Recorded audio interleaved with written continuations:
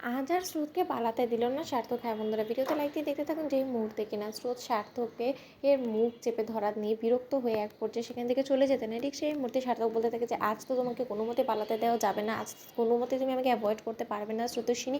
আজ শুধু তোমাকে আমার কথা শুনতে হবে এবং আমার কাছে এরকম করে আষ্টে পিষ্টে থাকতে হবে। ঠিক সেই মুহূর্তে স্রোত বলতে থাকে যে তার মানে স্যার আমি আপনার মতিগতি কোনো মতে আমার সুবিধার বলে মনে হচ্ছে না। তার থেকে বড় কথা আপনি ঠিক কী করার চেষ্টা করছেন বলুন তো?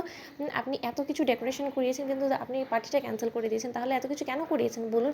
ঠিক সেই মুহূর্তেই সার্থক বলে থাকে যে দেখেছো তো, বলেছি না তোমাকে এক্ষুনি যে আজ তুমি কোনো কথা বলবে না, যা বলার আমি বলবো আর তুমি শুধু কান পেতে আমার কথাগুলো শুনবে। অনেক লুকোচুরি হয়ে গিয়েছে ইমোশন নিয়ে। ঠিক সেই মুহূর্তে স্রোত বলতে থাকে যে ইমোশন নিয়ে লুকোচুরি কে করেছে? আপনি এসব কেন করছেন আমি কিছুই বুঝতে পারছি না। আপনি কী উদ্দেশ্য নিয়ে এখানে এসেছেন আমাকে সেটা একটু বলবেন? ঠিক সেই মুহূর্তে সার্থক বলতে থাকে যে তোমার মনের হাল জানার জন্য। ঠিক সেই মুহূর্তে সার্থককে স্রোত বলতে থাকে যে আপনি হাসালেন বটে, শেষ যাত্রায় এসে আপনার মনে হলো যে আপনার আমার মনের কথাটা জানা দরকার। এই আপনার সময় হলো এই কথাগুলো শোনার বলুন তো? আপনি অবাঞ্ছিত কথা বলে আর যাই হোক কেন নিজের এবং আমাদের দুজনেরই সময় কিন্তু ব্যয় করছেন স্যার।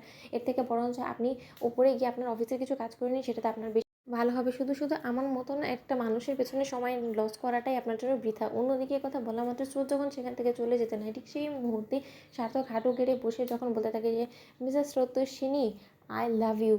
ঠিক সেই মুহূর্তে স্রোত পেছন ফিরে যখন তাকায়, ঠিক সেই মুহূর্তে হাঁটু গেড়ে অবস্থায় সার্থককে বসা দেখে স্রোত চমকে ওঠে এবং বলতে থাকে যে স্যার আপনি কী বললেন এক্ষুনি, আপনি আবার বলুন। ঠিক সেই মুহূর্তে সার্থক বলতে থাকে যে আজ তোমার ইচ্ছে আমি পূরণ করবো। তুমি যতবার আমাকে চিৎকার করে তোমার প্রতি ভালোবাসার কথা বলতে বলবে আমি ততবারই বলতে রাজি আছি। কিন্তু কারণ আমি প্রয়োজনে বুক চিরে অবধি তোমাকে দেখাতে পারি যে আমার বুকের ভেতরে যদি কারোর নাম খোদাই করে লেখা থাকে সেটা একমাত্র স্রোতস্বিনী তোমার। কারণ আমি এত দিন ধরে যে মানুষটাকে ভালোবেসে গিয়েছি, যে মানুষটাকে আমি পাগলের মতন ভালোবাসি, আমার জীবনে আমি যে মানুষটাকে চাই, আমার জন্য যে মানুষটা যোগ্য, সে আর কেউ না স্রোতস্বিনী তুমি। ঠিক সেই মুহূর্তে স্রোত বলতে থাকে যে স্যার আরেকবার বলুন আপনি আমাকে ভালোবাসেন। ঠিক সেই মুহূর্তে সার্থক বলতে থাকে যে আই লাভ ইউ স্রোত।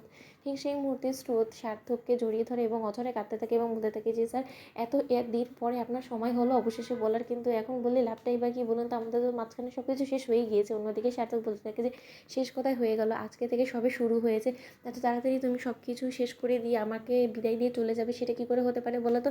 আমি তোমাকে আমার কাছ থেকে যেতে দিলে তো তুমি কিসের ডিভোর্স নিয়ে এতটা কষ্ট পাচ্ছিলে বলো তো? যেখানে কিনা সেই ডিভোর্সটাই আসলে সম্পূর্ণরূপে ভুয়া ছিল। সেই পেপারস আমি তোমাকে মিথ্যে তোমাকে টাচ করার জন্য আমি নিয়ে এসেছিলাম এবং সেই ফাঁদে তুমি পা দিয়ে দিয়েছো। আমি তো তোমাকে ছাড়া আমার অসম্পূর্ণ জীবন কোনো মতে ভাবতেই পারি না। তুমি ছাড়া আমার এই জীবনটাকে পরিপূর্ণ কে করবে বলো তো? অন্যদিকে স্রোত কাঁদতে থাকে এবং বলতে থাকে যে স্যার আমার এখনও বিশ্বাস হচ্ছে না যে কথাগুলো আপনার মুখ থেকে আমি শুনতে পাচ্ছি।